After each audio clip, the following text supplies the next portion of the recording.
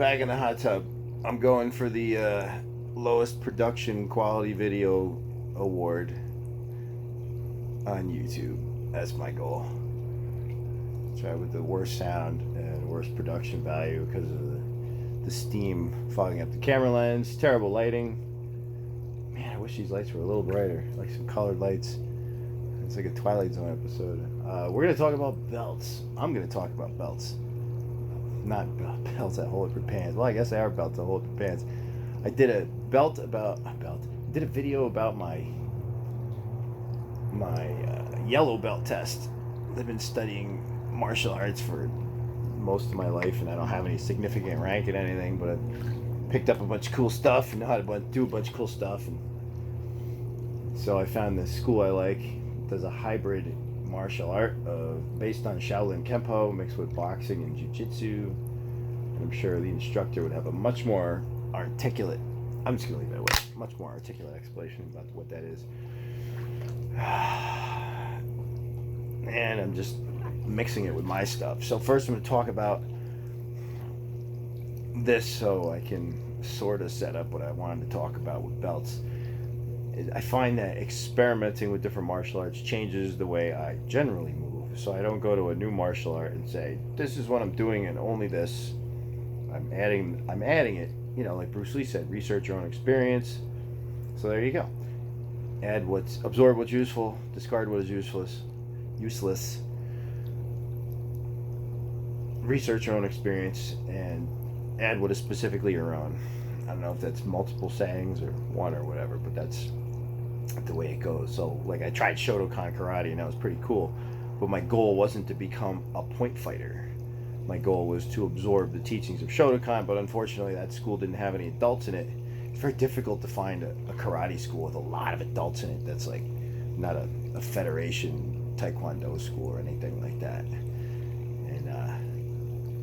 And so I'm looking to learn and absorb and have it change me, just because I'll resonate with it and I'll start moving differently. So I found this school and decided to commit because it'd be nice to show that I was able to consistently do something. Sort of like getting a bachelor's degree, right? Does it mean you've learned what you went to college for? Yeah, a little bit. It definitely shows you showed up for 4 years, or some people 6 or 8 years, depending. Oh yeah, I took 6, 3 and 3, lower division, upper division. But then I graduated with graduate credits. Anyway, that's another story. And here we are talking about belts. So I go to this school, and before I trained here, my last serious long-term commitment to a martial art was in a JKD school, Jeet Kune Do, and we didn't have belts. We had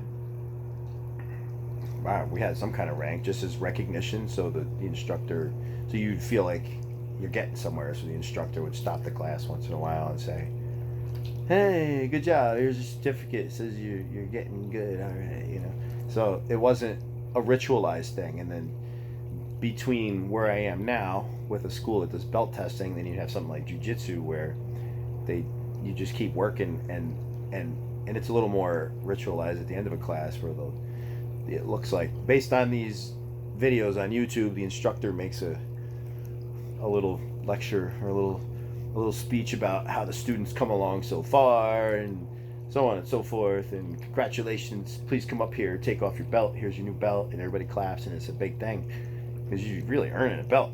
You're getting choked and joint locked and tied up into a pretzel to get a jiu-jitsu belt. And so this is why we talk about belts and the legitimacy or the meaning of belts.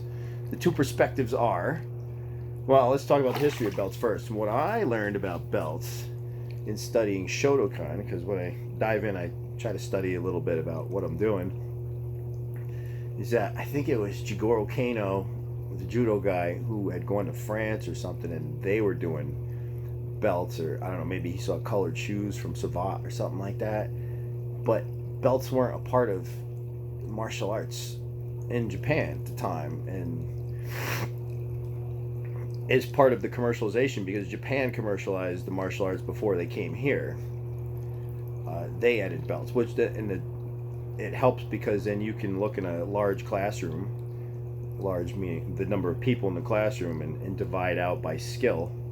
and then be able to manage a large volume of people while learning a regimented or like a discrete curriculum. And so there was some value to that. And also, when people go to a school and they're paying for it or they're in a program of some sort, they want to know how well they're doing.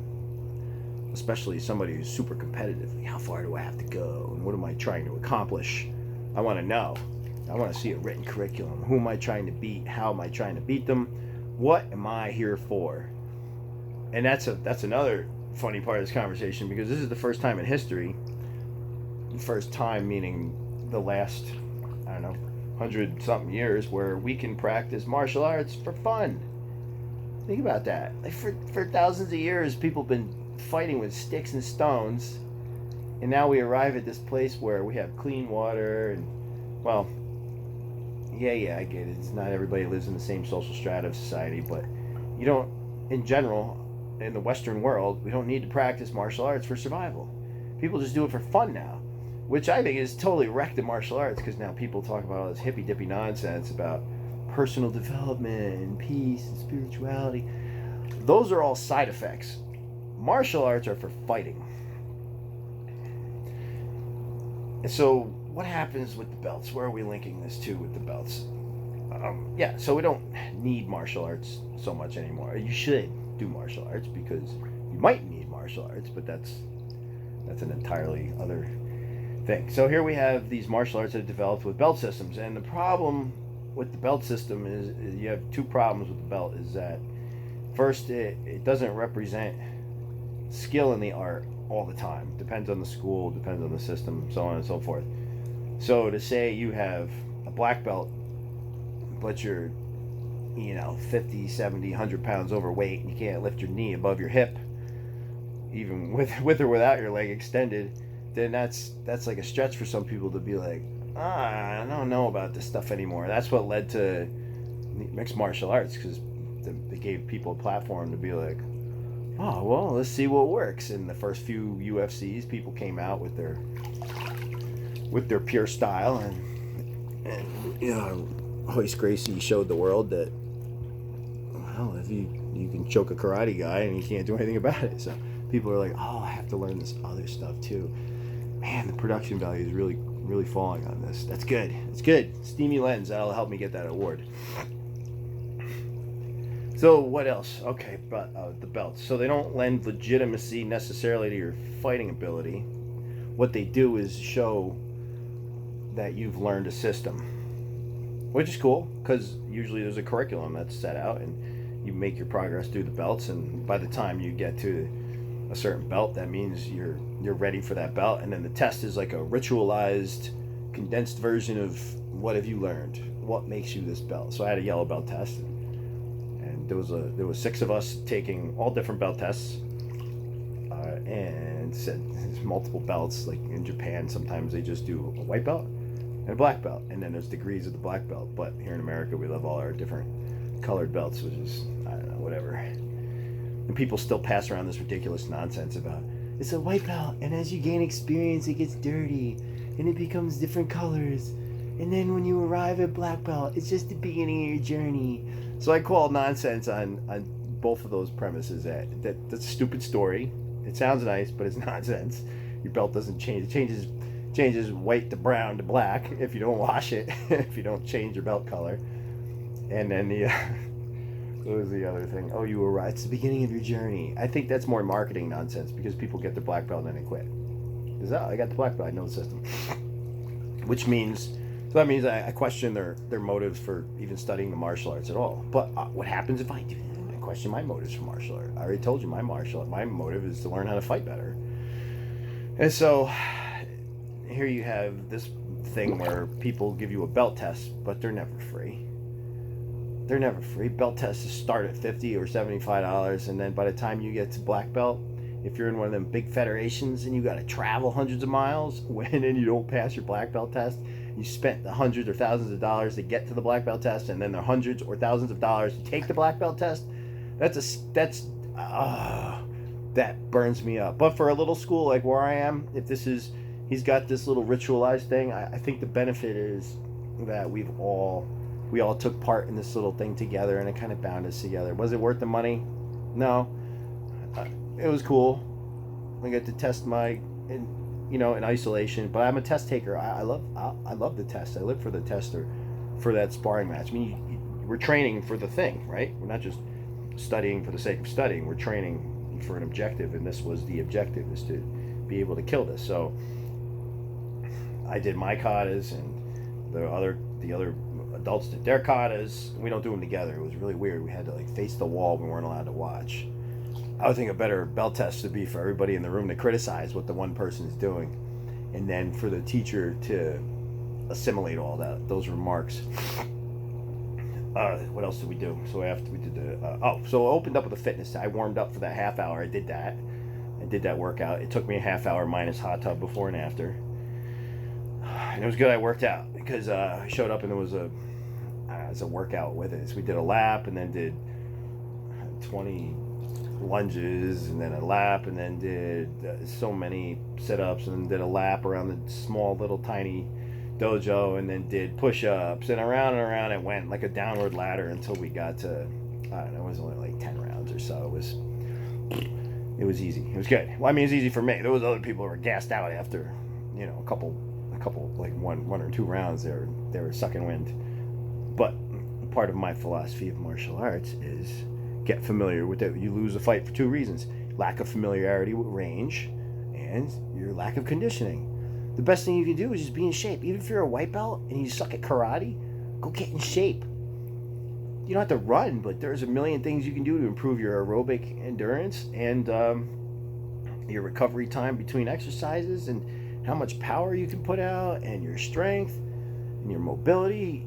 I would take, as a training partner, I would take a pickup basketball player who's in great shape, hits the gym a couple times a week, that can barely make a fist, over a fat black belt. And in a fight, I would choose the same person to win that fight, because conditioning, all you do is outlast the other guy. Look at the UFC.